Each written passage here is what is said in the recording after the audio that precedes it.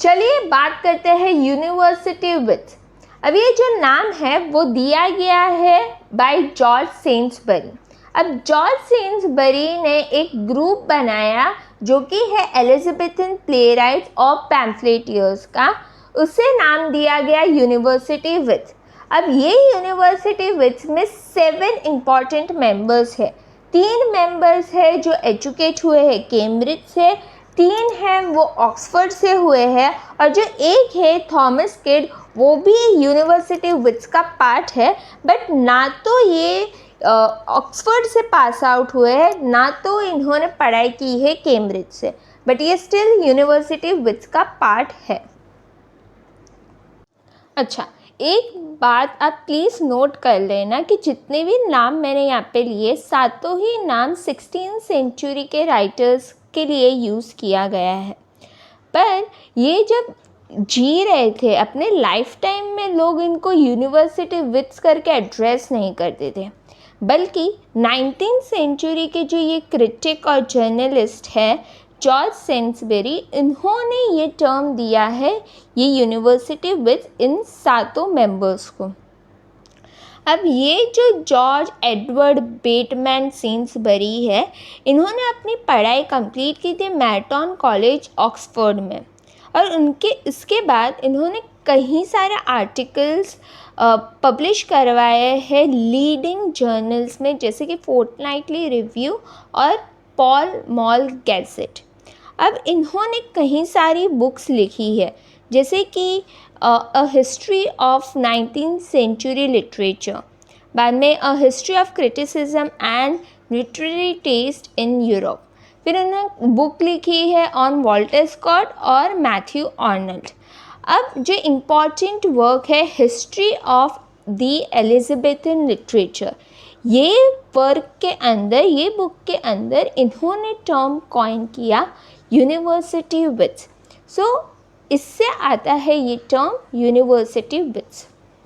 Since हम पैम्फलेटियर्स की बात कर रहे हैं, अगर आपको नहीं पता कि पैम्फलेट्स क्या होते हैं तो मैं आपको बता दूं कि यूजुअली 5000 to 10,000 वर्ड्स इस पीस में मौजूद होते हैं, और ये यूजुअली हार्ड कवर्स इसमें मौजूद नहीं होते, तो उसे हम कहते हैं पैम्फलेट्स। चलिए बात करते हैं हमारे पहले एलिजाबेथन प्लेराइट और पैम्फलेटियर जो कि यूनिवर्सिटी विट भी थे, जो कि है रॉबर्ट ग्रीन। अब रॉबर्ट ग्रीन ने कंप्लीट किया था अपना एजुकेशन क्लेयर हॉल कैम्ब्रिज से। अब हम देखते हैं कि रॉबर्ट ग्रीन एक समय पे इतने ज़्यादा अल्कोहलिक और लापरवाह बन जाते हैं कि वो नशे की हालत में अपने वाइफ और चिल्ड्रन को अबैंडन कर देते हैं। यही वजह होगी दोस्तों कि गैब्रियल हार्वे जो कि ट्यूटर थे एडमंड स्पेंसर ने, इन्होंने एक वर्क लिखा 4 लेटर्स। अब इस वर्क में इतना ज़्यादा क्रिटिसाइज़ किया गया रॉबर्ट ग्रीन को कि गैब्रियल हार्वे उनको एक डेरोगेटरी टर्म देते हैं, एप ऑफ यूफ्यूज। अब हम देखते हैं कि थॉमस नैश जो कि रॉबर्ट ग्रीन के दोस्त है और यूनिवर्सिटी विट भी है, इनको जैसे ही पता चलता है गैब्रियल हार्वे के इस वर्क के बारे में, बिना कोई वक्त ज़ाया किए बिना थॉमस नैश रॉबर्ट ग्रीन की रक्षा करने के लिए एक वर्क पब्लिश करवाते हैं सेम ईयर में, स्ट्रेंज न्यूज़, जहाँ पर नैश बोलते हैं कि भले ही मेरा दोस्त अल्कोहलिक और बहुत ज़्यादा कर्जे में डूबा हुआ हो, पर फिर भी उसके अंदर बुराइयाँ से ज़्यादा अच्छी क्वालिटीज़ है।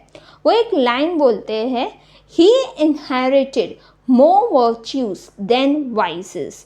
तो हमें ये वर्क के थ्रू देखने मिलता है कि रॉबर्ट ग्रीन और थॉमस नैश ये दोनों ही यूनिवर्सिटी विट्स के बीच में कितनी ज़्यादा गहरी दोस्ती थी।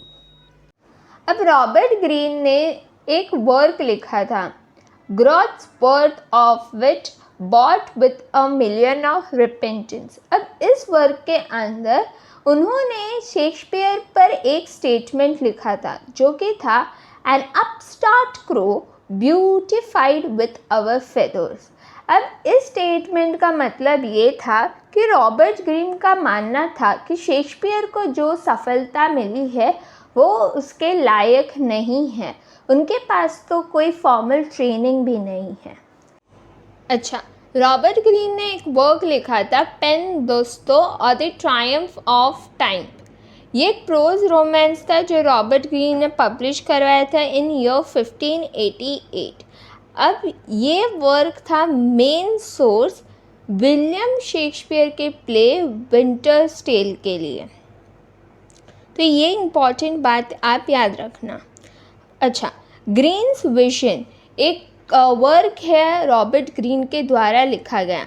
अब मैं आपको बता दूं, रॉबर्ट ग्रीन की मृत्यु हुई थी इन ईयर 1592 और ये सेम ईयर में इन्होंने ये चीज़ लिखी थी, काल्पनिक चीज़ लिखी थी, जहाँ पर हम देखते हैं कि रॉबर्ट ग्रीन मृत्यु के बहुत नज़दीक है और वो बहुत पछता रहे हैं जो भी काम उन्होंने जीवन में किया है। तो उनको दिलासा देने के लिए 3 इम्पॉर्टेंट लोग आते हैं उनके विजन में। फर्स्ट होते हैं जॉफ्री चॉसर, सेकंड जॉन गोवर और थर्ड होते हैं किंग सोलोमन। ठीक है, अब रॉबर्ट ग्रीन ने जाने जाते हैं और 3 इम्पॉर्टेंट प्लेस के लिए। पहला होता है ऑरलैंडो फ्यूरिसो, सेकंड है फ्रायर बेकन एंड फायर ब्रंगे और थर्ड है जेम्स द फोर्थ। चलिए बात करते हैं सेकेंड यूनिवर्सिटी विट की, जिनका नाम है क्रिस्टोफर मार्लो। अब क्रिस्टोफर मार्लो थे बेटे एक कैंटरबरी के शू मेकर से। तो आप देख सकते हो कितने हम्बल बैकग्राउंड से क्रिस्टोफर मार्लो आते हैं।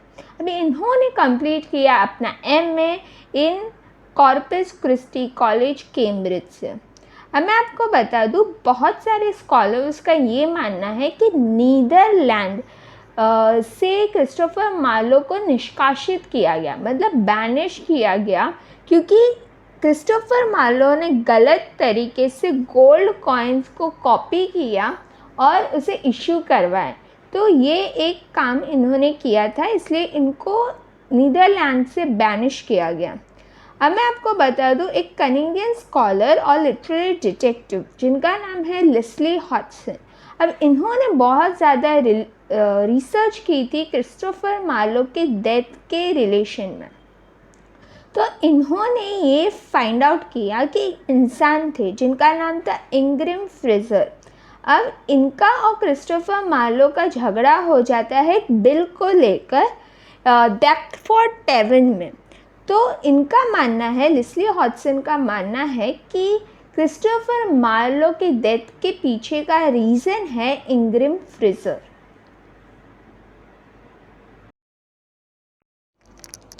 चलिए, मैंने आपको ऑलरेडी बता चुकी हूँ कि थॉमस नैश और रॉबर्ट ग्रीन की बहुत अच्छी दोस्ती थी। वैसे ही थॉमस नैश की बहुत अच्छी दोस्ती थी क्रिस्टोफर मार्लो के साथ। अब ये दोनों यूनिवर्सिटी विट्स ने मिलकर, जब ये दोनों कैम्ब्रिज में थे, तब इन्होंने एक वर्क लिखा, the tragedy of Dido queen of Carthage. जब ये वर्क लिखा गया, ये वर्क बेस्ड था वर्जिल के एनियाड बुक 1, 2 और 4 पे। अब ये यहाँ पर प्लॉट ये है कि एक डीडो होती है जो क्वीन है कार्थेज की, ये दिल दे बैठती है एनियास को, पर एनियास उसका प्यार मंजूर नहीं करता और वो कार्थेज भी नहीं रुकता। तो फिर डीडो सुसाइड कर लेती है। तो ये है पूरा प्लॉट। ये बुक पब्लिश हुई थी इन ईयर 1594।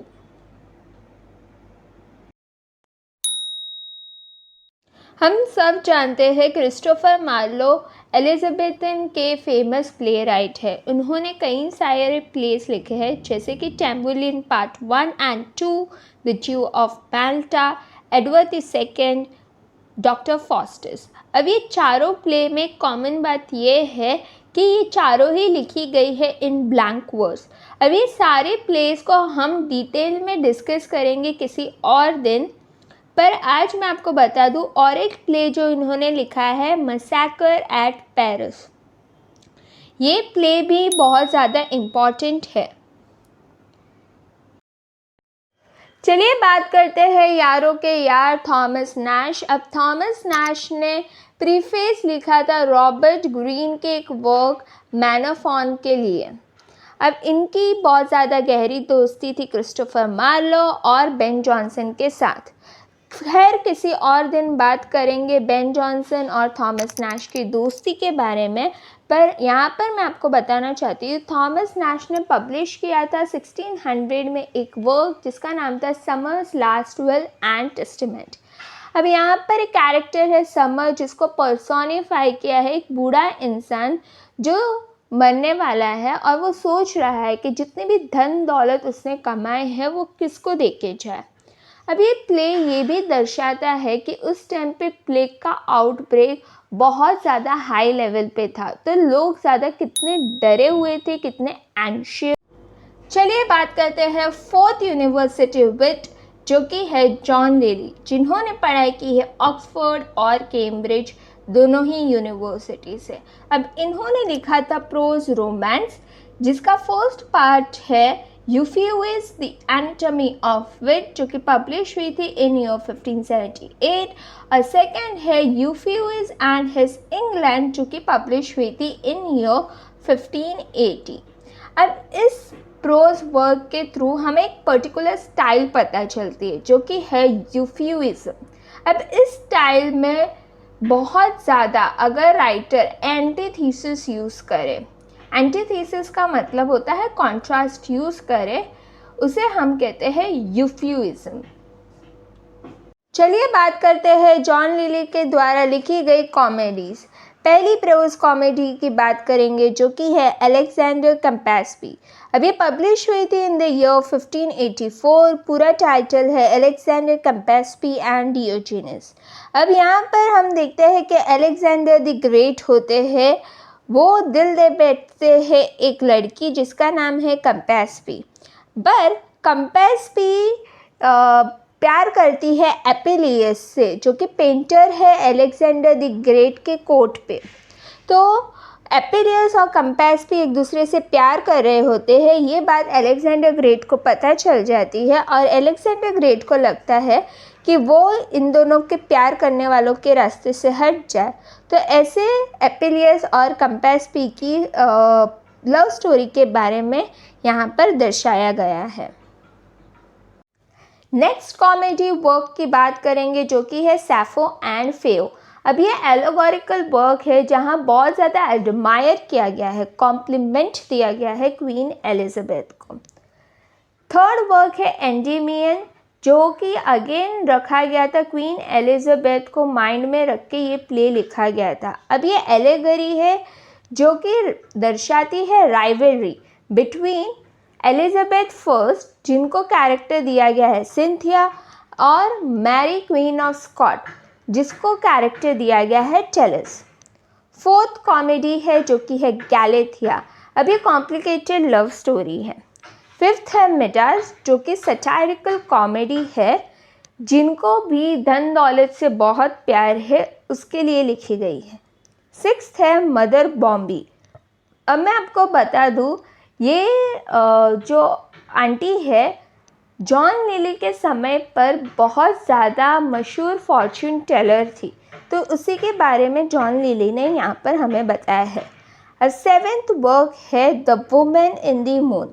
अब यही एक कॉमेडी है जो कि प्रोज में नहीं लिखी गई, बाकी सारे ही वर्क प्रोज में लिखे गए हैं।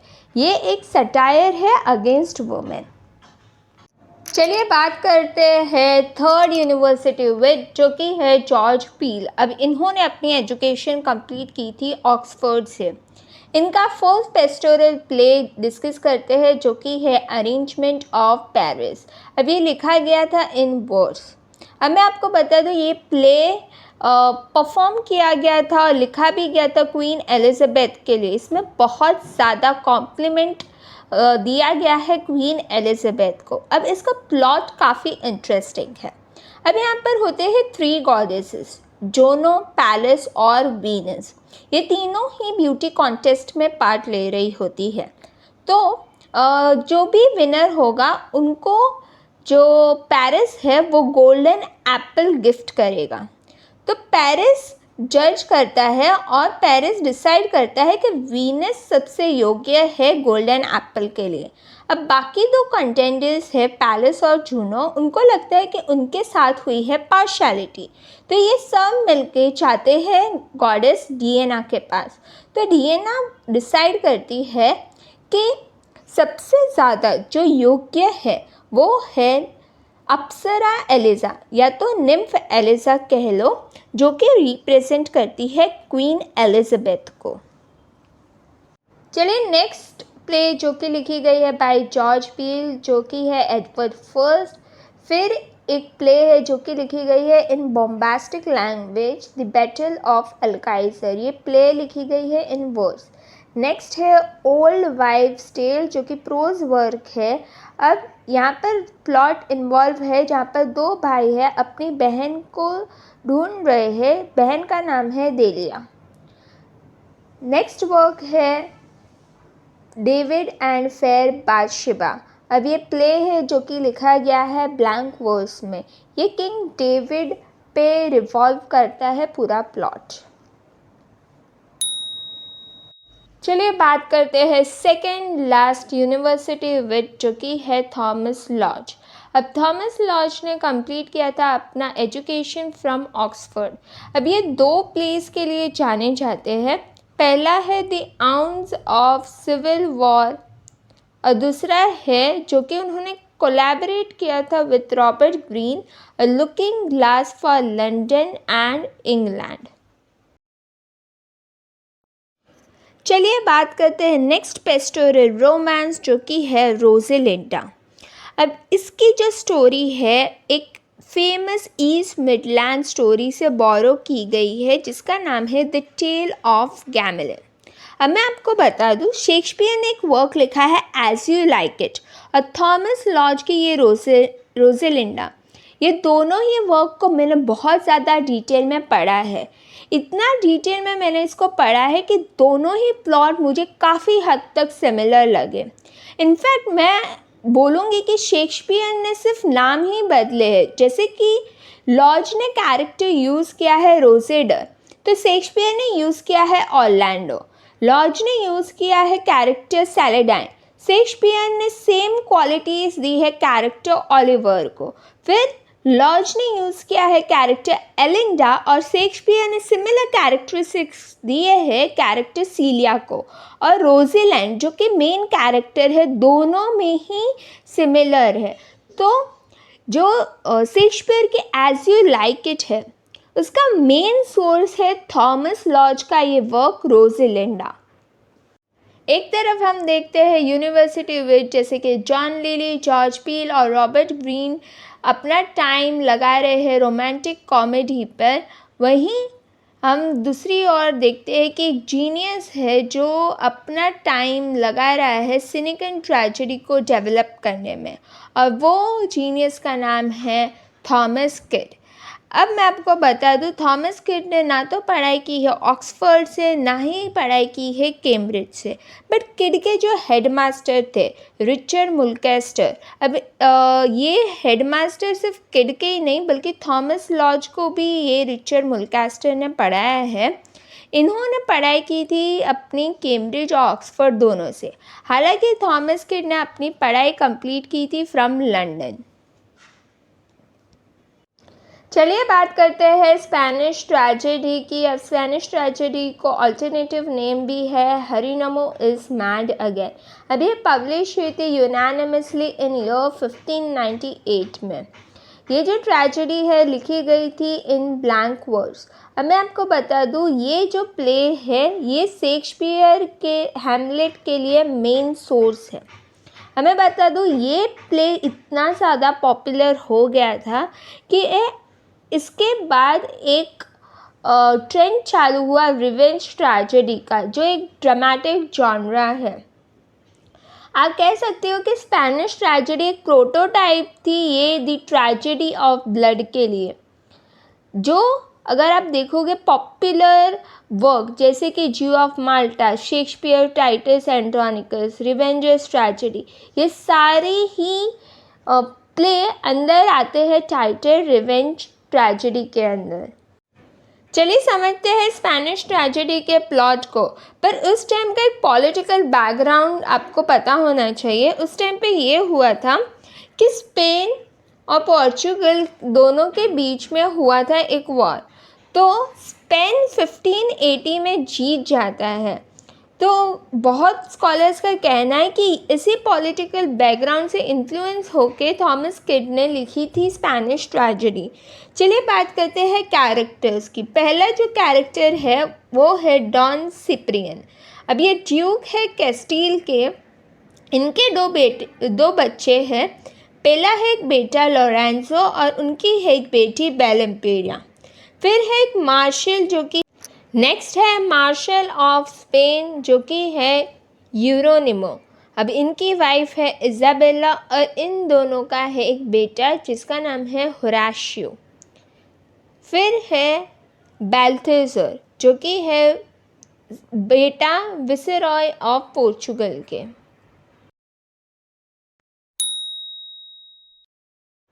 अब प्लॉट कुछ इस तरीके से है कि पोर्चुगीज़ और स्पेनिश के बीच में हो जाती है एक बड़ी जंग। अब जब ये बैटल छिड़ा है तो पोर्चुगीज़ यहाँ पर हार जाते हैं और स्पेनिश जीत जाते हैं। तो जब स्पेनिश जीत जाते हैं तो वो बंदी बना लेते हैं वाइसरॉय के सन बाल्थेजर को। तो बाल्थेजर भी बंदी बनने से पहले एक स्पेनिश ऑफिसर डॉन एंड्रिया को मार डालता है। तो जब अब बाल्थेजर बंदी बना हुआ है तो उसके दिमाग में आता है कि वो बेल एम्पीरिया से शादी करेगा जो कि ड्यूक है कैस्टाइल के। और बेल एम्पीरिया के डैडी भी मान जाते हैं ये शादी को लेके क्योंकि पॉलिटिकल रीजंस है। एक तो बड़ी वजह ये है कि स्पेन और पोर्चुगल के बीच में शांति बनी रहेगी अगर इन दोनों के बीच में हो जाती है शादी। पर इसी बीच अब मैं आपको बता दूँ बेल एम्पीरिया प्यार करती थी डॉन एंड्रिया से जिसको बाल्थेजर ने मार डाला। अब डॉन एंड्रिया की मौत का रिवेंज लेने के लिए वो होराशियो की हेल्प लेती है। इसी बीच होराशियो और बेल एम्पीरिया एक दूसरे से प्यार कर बैठते हैं।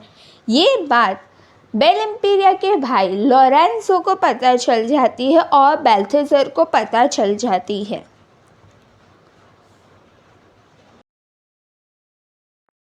अब जब लोरेंजो और बाल्थेजर को पता चलता है बेल एम्पीरिया और होराशियो के रिलेशनशिप के बारे में तो लोरेंजो और बाल्थेजर होराशियो को मर्डर कर देते हैं। अब इसी के साथ हो जाती है होराशियो की मृत्यु। अब इरीनामो को जब पता चलते है कि होराशियो का मर्डर हुआ है तो वो बहुत ज़्यादा शॉक में चला जाता है और होराशियो की जो मम्मी है इज़ाबेला वो भी इतनी ज़्यादा खफा हो जाती है कि वो कर लेती है सुसाइड। अब बेल एम्पीरिया इरीनामो को बताती है कि होराशियो के मौत के पीछे की वजह है बाल्थेजर और लोरेंजो। तो इरीनामो ठानता है कि वो रिवेंज लेगा लोरेंजो और बाल्थेजर से। अब बेल एम्पीरिया और इरीनामो दोनों मिलकर डिसाइड करते हैं कि वो अपना इंतकाम पूरा करेंगे जब वो स्टेज करेंगे प्ले सोलोमन और पर्सेडा। और ऐसा होता भी है। बेल एम्पीरिया और इरीनामो पहले बाल्थेजर को मरवाते हैं फिर लोरेंजो को और उसके बाद बेल एम्पीरिया अपने आप को मार डालती है। अब इरीनामो पहले ड्यूक ऑफ कैस्टाइल जो कि है डॉन साइपीरियन उसको मार डालते हैं और फिर अपने आप को चाकू से मार डालते हैं। तो टोटल जब ये प्ले स्टेज किया जाता है तब 5 मृत्यु हो जाती है। और इसके पहले हम देखते हैं कि स्पेनिश ट्रेजेडी स्टार्ट होती है तब 3 मौत ऑलरेडी हो चुकी है। तो टोटल पूरे स्पेनिश ट्रेजेडी में 8 मौत को दर्शाया गया है। अगर आप कंफ्यूज हो गए हैं प्लॉट को लेकर तो मैं आपको समराइज़ कर देती हूँ 8 मृत्यु कैसे हुई। पहली थी Don Andrea, second Horatio, third थी इज़ाबेला, फोर्थ थी Lorenzo, fifth Balthazar, sixth Bel Imperia, फिर सेवेंथ इरीनामो और 8 डॉन साइपीरियन। अब इसी के साथ एंड करते हैं अपना ये सेशन। उम्मीद है कि आपको ये वीडियो पसंद आया होगा। अगर वीडियो पसंद आया है तो प्लीज़ सब्सक्राइब करना ना भूलें।